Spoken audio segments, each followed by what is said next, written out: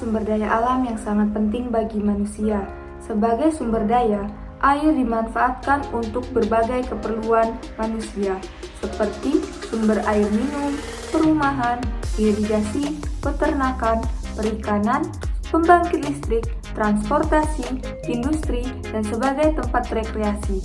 Berdasarkan pasal 1 angka 2 Undang-Undang Nomor 7 Tahun 2004, air adalah semua air yang terdapat pada di atas ataupun di bawah permukaan tanah. Termasuk dalam pengertian ini, air permukaan, air tanah, air hujan, dan air laut yang berada di darat. Pemanfaatan air sebagai sumber daya dilakukan demi keberlangsungan hidup masyarakat Indonesia.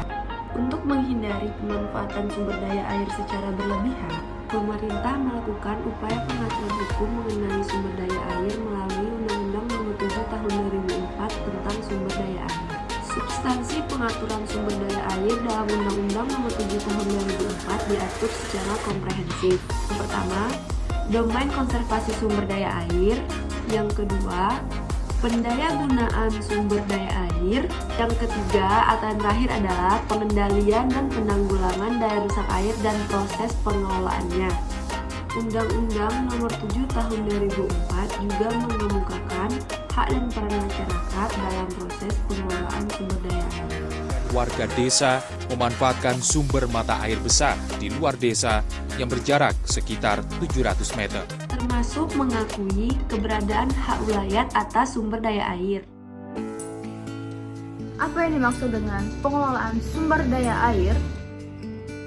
Berdasarkan pasal 1 angka 7 Undang-Undang Nomor 7 Tahun 2004, pengelolaan sumber daya air adalah upaya merencanakan, melaksanakan, memantau, mengevaluasi penyelenggaraan konversi sumber daya air, pendayagunaan sumber daya air, dan pengendalian daya rusak air.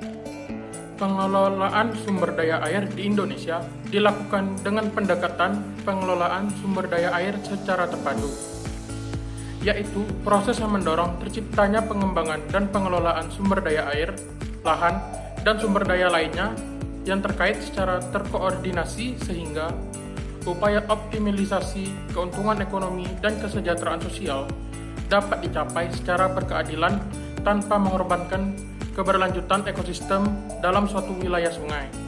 Melakukan pengelolaan sumber daya air secara menyeluruh, terpadu, dan berwawasan lingkungan hidup dengan tujuan kemanfaatan sumber daya air secara berkelanjutan dengan dukungan peran masyarakat serta data dan sistem informasi sumber daya air.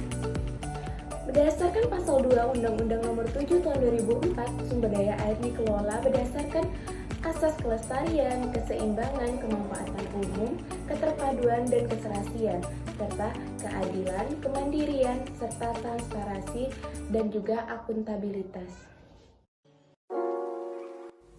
Apakah setiap orang berhak mendapatkan air? Berdasarkan pasal 5 Undang-Undang Nomor 7 Tahun 2004, negara menjamin hak setiap orang untuk mendapatkan air bagi kebutuhan pokok minimal sehari-hari guna memenuhi kehidupannya yang sehat, bersih, dan produktif. Hak negara untuk menguasai sumber daya air merupakan bentuk tanggung jawab negara atas pemenuhan hak warga atas air.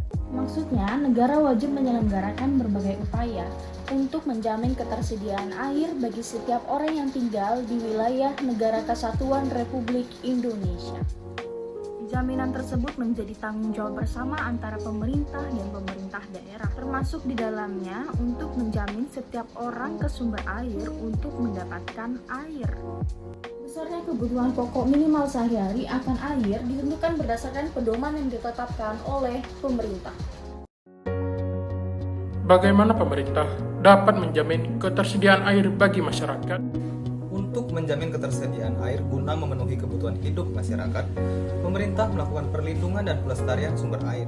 Dalam hal ini, Kementerian Pekerjaan Umum melalui Direktorat Jenderal Sumber Daya Air melakukan pengelolaan sumber daya air. Perlindungan dan pelestarian sumber air tersebut dilakukan untuk tujuan melindungi serta melestarikan sumber air serta lingkungan keberadaannya terhadap gangguan atau kerusakan yang disebabkan oleh daya alam seperti kekeringan dan maupun yang disebabkan oleh tindakan manusia. Berdasarkan pasal 21 ayat 2 Undang-Undang Nomor 7 Tahun 2004, perlindungan dan pelestarian sumber air dilakukan melalui yang pertama, pemeliharaan kelangsungan fungsi resapan air dan daerah tangkapan air. Yang kedua, pengendalian pemanfaatan sumber air. Yang ketiga, pengisian air pada sumber air. Yang keempat, pengaturan prasarana dan sarana sanitasi. Yang kelima, perlindungan sumber air dalam hubungannya dengan kegiatan pembangunan dan pemanfaatan lahan pada sumber air. Yang keenam, pengendalian pengolahan tanah di daerah hulu.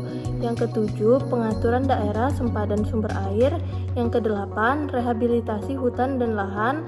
Atau yang kesembilan, pelestarian hutan lindung kawasan suaka alam dan kawasan pelestarian alam.